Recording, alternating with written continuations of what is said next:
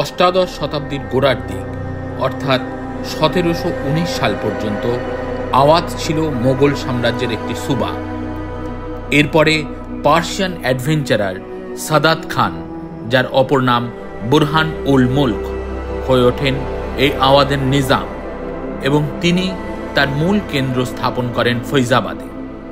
এরপরে মোগল সাম্রাজ্যের পতনের পরে আওয়াদ হয়ে ওঠে একটি স্বাধীন রাজ্য এবং এর রাজধানী কালক্রমে ফৈজাবাদ থেকে স্থানান্তরিত হয় লখনৌতে। লখনৌ হয়ে ওঠে উত্তর ভারতের কালচারাল ক্যাপিটাল, সাংস্কৃতিক প্রাণকেন্দ্র।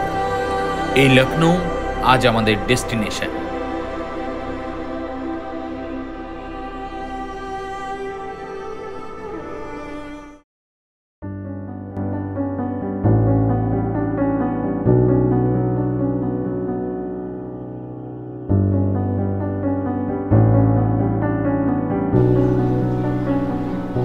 Hello, welcome to Mantas travel. আমি সুস্মিতা আর আমার সাথে আছে অগ্নি।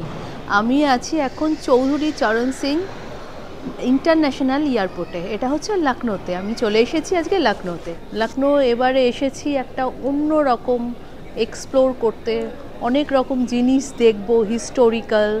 চলো আজকে আমরা লখনৌটাকে এক্সপ্লোর করি। আমরা লখনৌ এয়ারপোর্ট থেকে বেরোলাম সবে। এখানে বেশ ট্রাফিক ছিল। আমাদের সঙ্গে আছেন কুলদীপজি, উনি আপাতত আমাদের লখনৌ শহরটার সম্বন্ধে কিছু কথা বলছিলেন। লখনৌ এয়ারপোর্টটা এই মেইন যে লখনৌ সিটি সেখান থেকে কিন্তু 25 কিলোমিটার দূরে। এখানে দেখতে পাচ্ছি Lucknow metro station, well connected metro রয়েছে এখানে।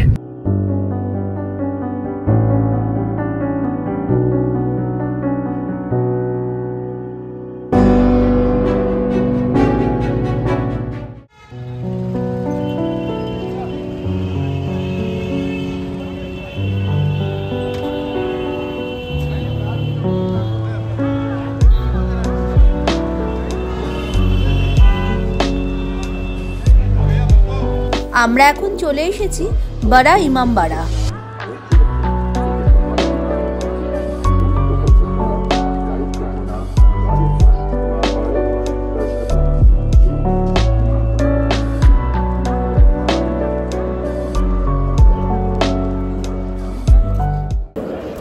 বড় ইমামবাড়াতে আমরা দাঁড়িয়ে আছি। এই পুরো জিনিসটা, এই পুরো স্ট্রাকচারটা বানিয়েছিলেন লখনৌয়ের নবাব আসাফুদ্দৌলা, যিনি অত্যন্ত প্রজাবৎসল রাজা ছিলেন একজন। এবং এই ইমামবাড়ার মধ্যে কিন্তু একাধিক জিনিস আছে দেখার মতো, এবং এটার যে ব্যাপ্তি সেটাও বিরাট। এখন এই লখনৌয়ের রাজত্ব সম্বন্ধে আমরা যেতে যেতে দেখতে দেখতে দু চার কথা বলি। লখনৌয়ের এই যে পুরো জায়গাটা, এই জায়গাটার নাম হচ্ছে, আগেরকার নাম হচ্ছে আওয়াদ, যেটা আগে, তারও আগে, যেটা হিন্দু, বুদ্ধ বা জৈন যে পুরাণ তাতে বর্ণনা করা হয়েছে কৌশল হিসাবে। কৌশল এই জায়গাটার নাম ছিল।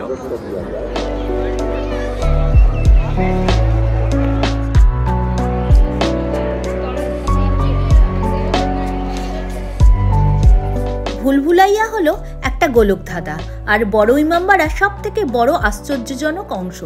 আমরা চলে এসেছি সেই ভুলভুলাইয়াতে, যেখানে যে কেউ পথ ভুলে বা হারিয়েও যেতে পারো। এর পথ ভীষণই অদ্ভুত। এর শুরু বা শেষ কোনো কিছুই আলাদা করে বোঝা যায় না। সব রাস্তা প্রায় একই রকম। সেই কারণে ভুলভুলাইয়াতে যেতে অবশ্যই একটা গাইড নেবে। এই ভুলভুলাইয়া থেকে প্রধান ফটকের দিকেও নজর রাখা যেত। ভুলভুলাইয়ার আরও একটা বৈশিষ্ট্য হলো, তুমি যদি একটু দূর থেকে ফিসফিস করে কথা বলো, দেওয়ালে কান পাতলে সেই কথাও শোনা যায়। হাসির ছলে এখানে এসে বলা যেতেই পারে যে দেওয়ালেরও কান আছে। ভুলভুলাইয়াতে 124টা প্রবেশ করার জায়গা আর বেরোনোর জায়গা মাত্র 2টো। আমরা আছি ইমামবাড়ার ছাদে। ভুলভুলাইয়াটা ঘুরে এসে আমরা বিশাল একটা লম্বা ছাদ এখানে রয়েছে, যেখান থেকে কিন্তু বাইরের একটা অপূর্ব সুন্দর দৃশ্য দেখা যায়। এখানে আছে মসজিদ, দূরে ক্লক টাওয়ার দেখা যাচ্ছে। এটা হচ্ছে ইমামবাড়ার মেন গেটটা।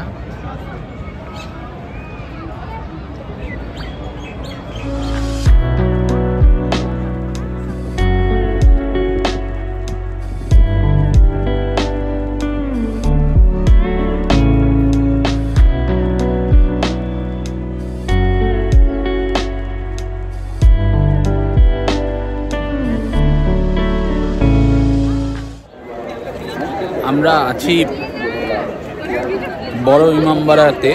এই বড়া ইমামবাড়া, বড়া মানে হচ্ছে বিগ, আর ইমামবাড়া হচ্ছে বেসিক্যালি একটা শ্রাইন যেটা শিয়া মুসলিমদের দ্বারা বানানো হয়। এটা মহরমের পূর্ণ উৎসবের সঙ্গে এটা যুক্ত আছে। এটার রিলিজিয়াস সিগনিফিকেন্স ভীষণভাবে এটা রিলিজিয়াসলি সিগনিফিকেন্ট। তা এই ইমামবাড়াটা হচ্ছে নিজামত ইমামবাড়া যেটা আছে মুর্শিদাবাদে, তারপরেই কিন্তু এটাকে আসাফি ইমামবাড়াও বলা হয়। এখানে এই ইমামবাড়ার কমপ্লেক্সটাকে একটু দেখাই। এই ইমামবাড়ার নিচে রয়েছে মোহাম্মদ আসফ উদ্দুল্লাহ, যিনি এই ইমামবাড়া বানিয়েছিলেন, তার সমাধি। আর এখানে রয়েছে আসফি মসজিদ, আর অন্যদিকে রয়েছে মেইন গেট। যাওয়ার পথে একটা কথা তোমাদের বলি, যে নবাব ছিলেন অত্যন্ত একজন প্রজাবৎসল রাজা। 1780-তে যখন এই ইমামবাড়া বানানো শুরু হয়, সেই সময় চারিদিকে প্রচণ্ডভাবে দুর্ভিক্ষ চলছিল। দুর্ভিক্ষ থেকে প্রজাদের বাঁচাবার জন্য নবাব একটি অভিনব উপায় বার করেন। সকালবেলা সমাজের সাধারণ মানুষেরা বানাতে শুরু করেন এই ইমারত, আর রাত্রিবেলা সমাজের উচ্চপদের মানুষেরা কিছুটা করে ভেঙে ফেলতেন। এইভাবে প্রজারা উপার্জন করতেন, ও এইভাবে ভাঙা গড়ার মধ্যে দিয়ে শুরু হলো বড়া ইমামবাড়ার কাজ।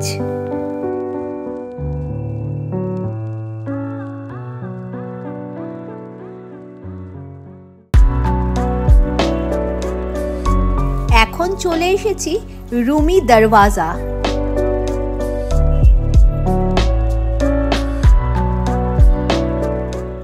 আমরা আছি রুমি দরওয়াজাতে।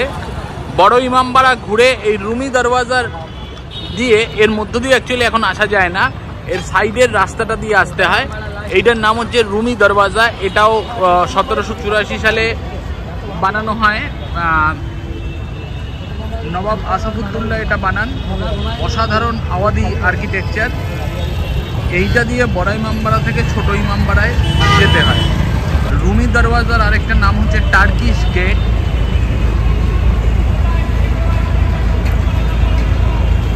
এই গেটটা বলা হয় যে রোমের কনস্ট্যান্টিনোপলের আদলে এইরকম গেটটা এখানে বানানো হয়েছে। আমরা এগিয়ে যাই সামনের দিকে। আমরা এখন চলে এসেছি পিকচার গ্যালারিতে। এখানে একটা টিকিটেই কভার করা যায় সব কটা জায়গা। পিকচার গ্যালারির ভিতরে ভিডিওগ্রাফি, ফটোগ্রাফি করা যায় না। ভেতরে আছে বিভিন্ন নবাবের ছবি, যেগুলো অপটিক্যাল ইলিউশনের অপূর্ব নিদর্শন। চলে এসেছি হোসেনাবাদ ক্লক টাওয়ারে, যেটা লখনৌতে অবস্থিত।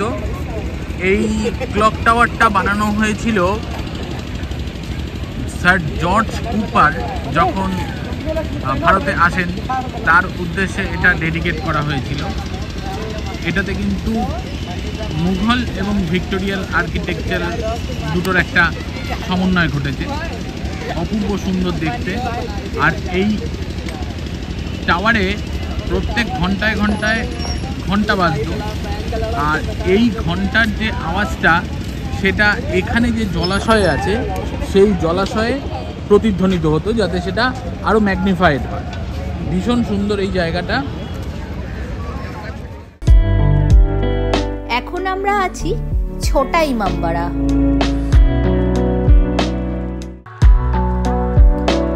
ছোটা ইমামবাড়াতে ঢুকেই বাম দিকে পড়বে শাহী হামাম। ঢুকে পড়েছি শাহী হামামে। হামাম কথার মানে হচ্ছে স্নানের জায়গা। এই শাহী হামামে স্নান করতেন নবাব ও তার স্ত্রীরা।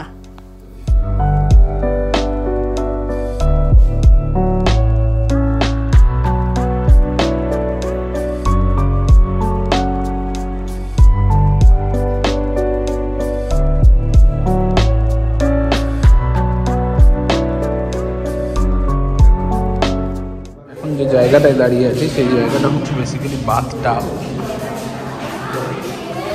এটার উপরে থেকে জল পড়ার জায়গা ছিল, আর এই জায়গাটা হচ্ছে গিজার, এখানে জল গরম। অপূর্ব সুন্দর কারুকার্য পাথরে। বড় ইমামবাড়াটা যেমন স্ট্রাকচারালি বিশাল বড়, ছোট ইমামবাড়াটাও কিন্তু ভীষণ সুন্দর। এখানে বাঁদিকে আমরা দেখলাম শাহী হামাম, স্নান করার জায়গা। এটা মেন গেট, এটাও কিন্তু অপূর্ব সুন্দর দেখতে।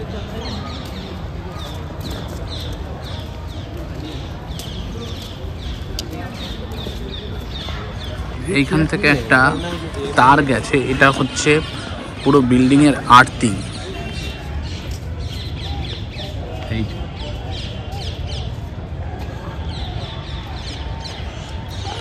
এইখানে দুদিকে মাঝখানে একটা বড় স্ট্রাকচার রয়েছে, আর দুদিকে দুটো বিল্ডিং রয়েছে। ডান দিকের যে বিল্ডিংটা, এটা মোহাম্মদ আলী শাহ যিনি ছিলেন নবাব, তার মেয়ের সমাধি। চিকেন পক্স হয়েছিল, মারা গেছিলেন তিনি। আর এই জায়গাটায় মহরমের সব জিনিসপত্র জমা রাখা হয়। মহরমের সঙ্গে কিন্তু এটার বিশেষ একটা গুরুত্ব রয়েছে। এই দুটোর মাঝখানে আছে, এই দুটো স্ট্রাকচারের মাঝখানে আছে ছোটা ইমামবাড়া। ছোট ইমামবাড়ার ভেতরে আছে মহরমের সঙ্গে সিগনিফিকেন্ট, যেমন বলেছি যে ইমামবাড়া মানে হচ্ছে একটা শ্রাইন যেটা মহরমের উৎসবের সঙ্গে যুক্ত। ভীষণ মুসলিম ধর্মের খুব গুরুত্বপূর্ণ এটা একটা জায়গা। আর এর ভেতরে আছে যিনি এটা বানিয়েছিলেন তার এবং তার মায়ের সমাধি। এই মূল ইমামবাড়ার ভেতরে আছে মোহাম্মদ আলী শাহ এবং তার মায়ের সমাধি। এখানে একটা জলাশয় আছে, জলের মধ্যে সুন্দরভাবে ছায়া পড়েছে ছোট ইমামবাড়া, অপূর্ব সুন্দর দেখতে। এইটা হচ্ছে ছোট ইমামবাড়ার গেট, অপূর্ব সুন্দর দেখতে। দাঁড়িয়ে আছি ছোট ইমামবাড়ার সামনে। ছোট ইমামবাড়া একদম দেখা যাচ্ছে পরিষ্কারভাবে, অপূর্ব সুন্দর। ভেতরে আমাদের একজন ভদ্রলোক ঘুরিয়ে দেখালেন। ভেতরে কিন্তু ভিডিওগ্রাফি বা ফটোগ্রাফি একেবারেই প্রহিবিটেড। আমার ডান পাশে পেছনের দিকে দেখা যাচ্ছে এই যে তাজমহলের মতো একটা স্ট্রাকচার রয়েছে। এই স্ট্রাকচারটা